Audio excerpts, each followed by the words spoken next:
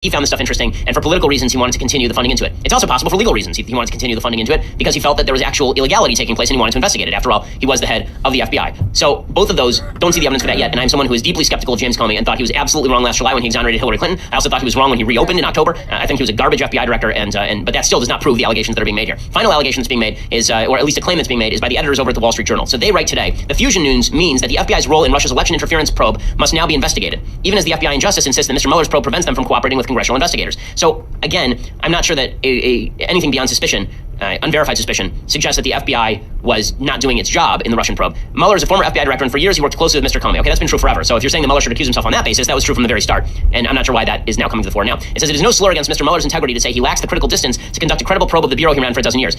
Again, I'm not sure that proves the point. I mean, you could just as easily say that as a former FBI director, he knows where all the bodies are buried, and says he could best serve the country by resigning to prevent further political turmoil over that conflict of interest. So my opinion on this is that this seems to be jumping the gun, right? Suggesting that Mueller has to go because he knows Comey. If he felt that way, that was true months ago. Suggesting he has to go because now the FBI is being accused of things for which there's no evidence yet. You know, that also seems to me to be jumping the gun at best. To say that the entire investigation should just be shut down on the basis that both parties did it, that's at least a more honest opinion on what's happening here. And again, I think that this investigation is going to go forward. My strong hunch is that Mueller's not going to find anything. That what we know is what we know. And that Mueller is going to come forward with a couple of things the media will blow out of proportion, but there will be no hard evidence of collusion between the Trump campaign and Russia. And then this will all be over. That is my strong hunch on all of this. But I wanted to give you as objective a perspective on this as I can, which is that there appears to be criminal activity, or at least alleged criminal, very, very strong evidence of criminal activity from the Hillary camp. There's not nearly as strong evidence in the Trump camp.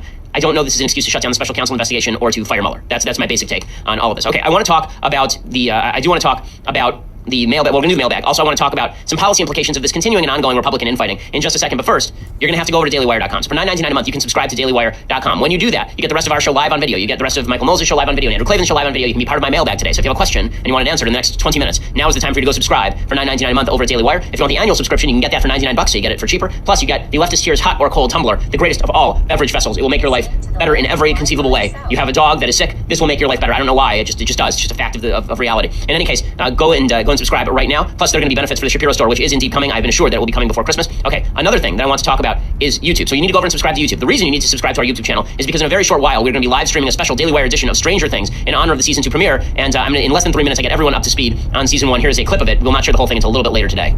In the meantime, Joyce gets mysterious calls from Will, and they all go looking for him, only to find 11. 11 explains that Will is trapped in the Upside Down. Prisoner 2, you guessed it, gang, the Demogorgon.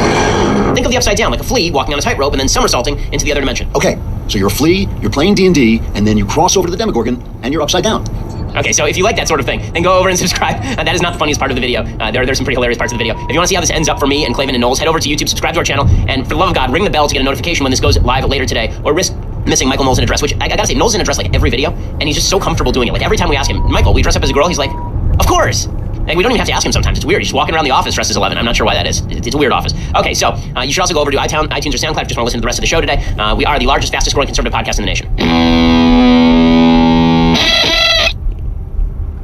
Okay, so with all the Republican infighting that is still taking place, it's interesting. I'm listening to a lot of people who I really respect, people with whom I agree largely on their assessment of President Trump in terms of character, and it seems to me that they are missing a key point, a lot of them, with regard to the Jeff Flake fallout. There's still a lot of fallout from Jeff Flake and his speech on the Senate floor in which he ripped into Trump and suggested the Republican Party had now become prisoner to Trump and Bannon, and that is, I don't think that's, again, I think that's an overread of the situation. Their suggestion seems to be that if you're critical of Trump in any way, that everyone in the Republican Party will come after you and primary you and finish you. I don't think that's right. I think that you can be critical of Trump when he does things, and I think you can be critical of him as president. I think you can say he's doing great damage to the country as president for some of the things that he is saying and doing in terms of undermining American unity. I think you can say all of those things as long as you say also that Trump and you are on the same page when it comes to some of these agenda items.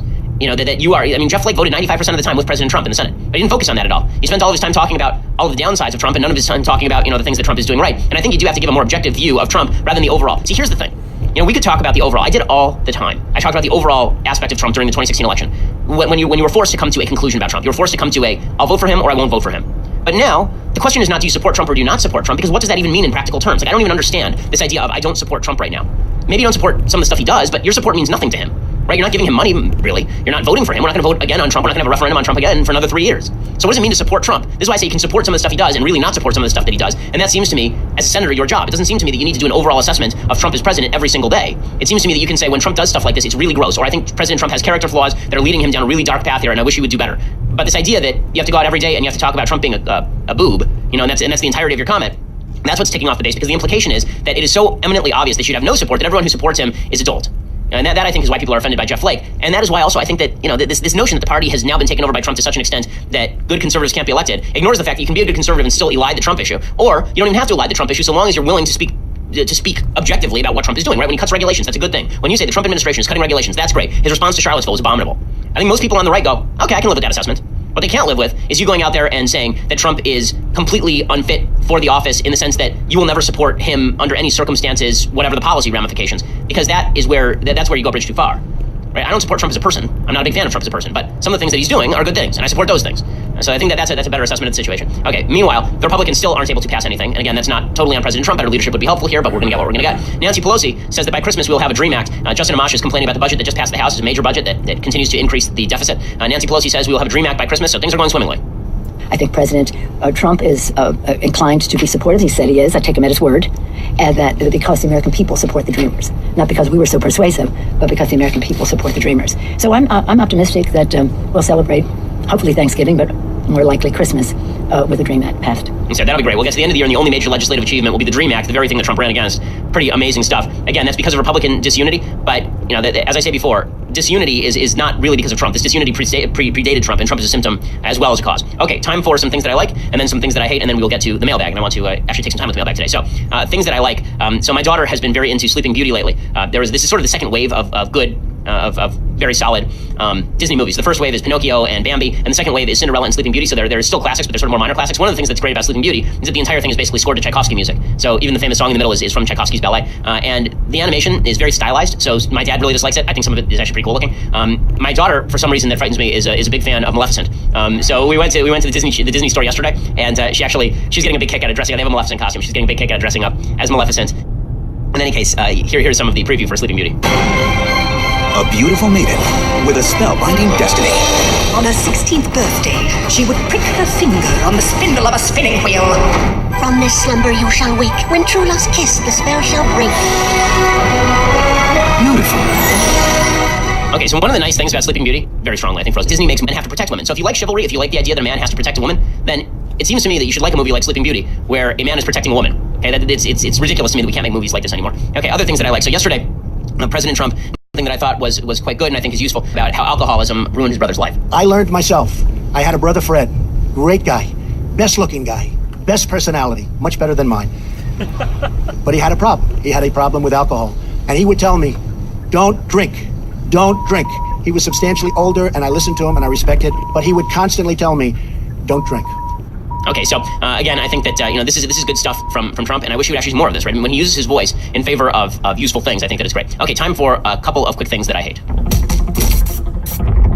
So the JFK documents have now been released. Rachel Maddow was ridiculing President Trump over the JFK documents because they were not all withheld. They were not all released. So Trump said, "I'm going to release all of them." Then he didn't release all of them, and here's Rachel Maddow going after him for it. The president, the White House, they appear to have really thought it was going to be release day, right? They did the tweets. They sent Trump to do his Act Like JFK act on the rope line at the Love Field tarmac yesterday and everything. But when the clock struck midnight last night and no documents were released, and then this morning rolled around and nothing was released, and then today rolled on and nothing was released. Finally, NBC News this afternoon got U.S. intelligence officials to admit to them that, the document spelling out what's supposed to be redacted, that didn't get finished.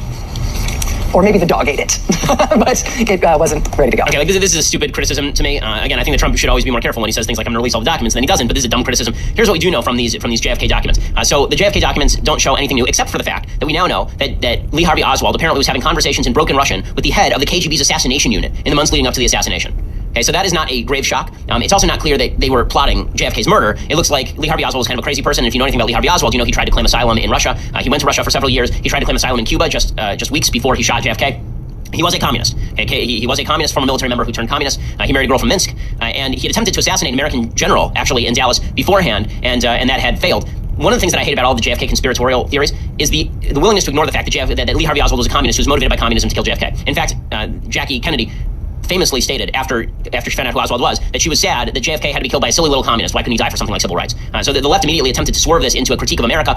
JFK's assassination led into this leftist critique of America as a terrible place that couldn't stand the Camelot, the shining city on the hill that JFK stood for, and it was all of our collective American guilt that had killed JFK. I hate this crap. It wasn't. It was a commie, a piece of crap commie who was attempting to reach out to the Russian government. It is also amazing. One of the pieces of documentation here suggests that the Russian government the KGB suspected that LBJ was behind the JFK assassination, which shows a couple of things. One, that they probably were not interested in assassinating JFK, and then Lee Harvey Oswald acted on his own. And number two, that when you are a member of a fascist state, that your perception of how the government works is largely based on your own governmental system and your own perception of how governments work. So, because in Russia, future leaders were often assassinated by prior leaders, and vice versa. They thought, okay, well, if JFK died, it was probably because there was some sort of coup attempt. That's not how it works in the United States, and it just goes to show you when your mind is corrupted by bad governments, that's where you end up. Okay, time for the mailbag. So it says, hello, Ben. If you were suddenly arrested, what would your friends and family assume you had done? Honestly, my friends and family would probably assume that I had pissed off the wrong authorities, and that I was being arrested for political reasons. That'd probably be the most likely scenario. Hayden says, Ben, as a California conservative, I see our state legislature representatives and senators constantly passing legislation that directly harms California. It seems the only way to combat this is to flip the state. How do we turn California into a red state? Electing Senator Shapiro would be a good start. Well, good luck on that. And as far as turning California into a red state, one of two things is going to happen. Either people are going to get wise to how terribly things are being run, and there will be a movement toward the right, which I could see. Or alternatively, things are going to get worse and worse and worse and worse, and the state will empty out, and then Republicans will come back in and retake the state. Right? That's also a significant possibility, because that'll just take a little bit longer. Right? This is my theory of political population movements, is that Republicans, conservatives, they move into an area, they immediately make it awesome. They establish laws that protect property rights and don't tax everybody too much. And then Democrats come in and they decide to redistribute everything, they ruin it. And so the Republicans all leave and they go someplace that's slightly crappier in terms of climate, but they make it awesome anyway. And then the Democrats all follow them there. And then the Republicans leave. So if that's the case, then eventually all the Republicans will leave California, which is sort of happening. And then the Democrats will make it super crappy, but there won't be any economy here, so they'll all leave. And then Republicans will reoccupy the ruins of California in 50 years and turn it red again. Jackson says, hey Ben, what would President Trump need to do in the next year for you to consider him as having a successful presidential term? Well, I mean, passing legislation would be good. How about fulfilling some of his promises? Reforming the immigration system would be a good start. Building the wall, as he said he would. Repealing Obamacare, which he has not done. Passing tax reform, which he has not done. Passing some religious protections, which he has not done. Any of those things would be good. I'm not going to say he had a successful presidency just because the economy was good under him, because the economy wasn't bad in the second term of Obama, and he was not a successful president in my view. Brad says, what is your opinion on Milton Friedman? So I really like Milton Friedman. I think that Free to Choose is a terrific book. I disagree with some of his opinions, like universal basic income. I think they lead to inflation and freeze the economy in place in some ways. But I enjoy Milton Friedman's work a lot, and his explanations of economics on YouTube are fun to watch as well. David says, you say the Shapiro story is coming. When? As I said earlier, it should be here by Christmas. If I'm wrong, then you can lash me with a wet noodle. Timothy says, Ben, besides the Bible and your religious studies, what books have you read that have helped solidify your solid faith in Judaism? What book, if any, would you recommend to a friend or acquaintance who's agnostic? Keep up the great work. So I've recommended a lot of these books on the show, and some of them are not Jewish. I've recommended things like Guide to the Perplexed by Maimonides this week, but in more secular terms, I think that if you read a history of Western civilization that takes into account religious thought, it makes you more of a believer in the Judeo-Christian tradition at the very least.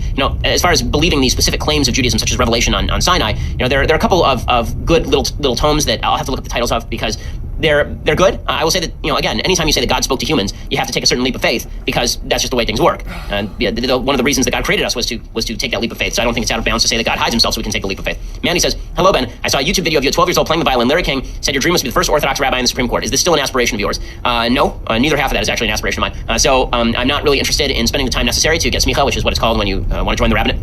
And sitting on the Supreme Court. Well, it would be fun. I gave up on that dream long ago, because there's no chance I would ever be nominated or be confirmed for a seat on the Supreme Court. Rocco says, what are your favorite and least favorite Halloween candies? So, just candies in general. I am so you have to get a kosher version of this. It comes from Israel. Kosher Skittles are fantastic. As I've said before, I love sour Jelly Bellies. These are my favorite candies. And actually, there's somebody at the Jelly Belly factory who's a fan who sent me a bunch of Jelly Bellies, and so I thank him for that, because we've been enjoying that in the Shapiro household.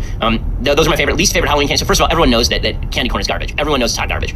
No one in human history has ever eaten candy corn above the age of 7. All that candy corn just melts. It's gunk. It coats your teeth. It's disgusting. Other candies that are bad. First of all, there's no one worse than the horrible woman on your street who hands out apples.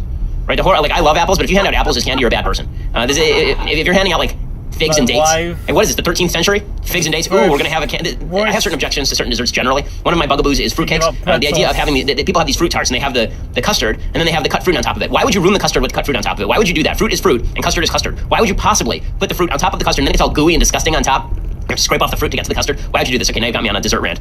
Garrett says, what are some must-dos in the next 10 years for a high school senior who wants to be a senator one day? College selection, getting connected, things to study, etc. Okay, so college selection, you have to go to a good college, you don't have to go to a great college.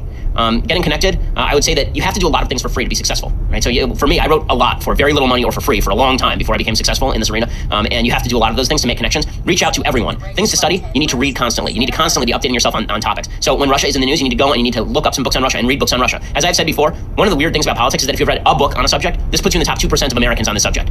Because most people don't know anything about Russia, right? And this is true certainly about places like Niger, right? If you're looking at Niger, no one knows anything about Niger. No one knows a thing. If you read an article on Niger, you've suddenly become an expert on Niger. So reading constantly is the solution. And then obviously you have to cultivate your ability with human beings. It's something that I've been working on for years, but not yet conquered, as my employees can tell you. Emmanuel says, hey Ben, in the 2012 RNC autopsy, one of the main points was the need for Republicans to do more outreach to minority communities, particularly Latinos, to ensure the party's long-term survival. How necessary do you think this is? As a Latino conservative, it seems like the Republican brand is being poisoned among Latino community members thanks to the president, even among family members who are staunch Republicans. So here's the thing that I think is true.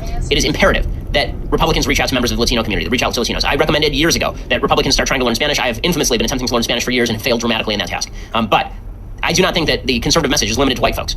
Now, that said, I think the attempt to buy off Latinos with immigration reform is stupid. The Latino community is very split on the idea that all illegal immigrants have to be legalized immediately, that all illegal immigrants should be given citizenship. I think that you can take a reasonable position on immigration, and Latinos will mostly agree with you, or at least many of them will agree with you. And I think the Latinos, like any other human being, and maybe an outsized proportion, because there's an outsized proportion of religious Latinos, believe in things like personal responsibility and have the capacity to believe in those things. So I think it's a mistake. The stuff that I think really alienates Latinos from President Trump is the way he talks about Latinos, not even the policy prescriptions. Like when he says things, like his initial speech, when he said Mexico's not sending us our best, they're sending us rapists and murderers. Like, no. I mean, that's a very small percentage of the people who are crossing. There are certain people who are, but the vast majority of illegal immigrants, I know, I live in LA, half the people here are illegal immigrants. Most of them are good, hardworking people who are trying to make a living. That doesn't justify jumping the border, but it is that is not what President Trump said.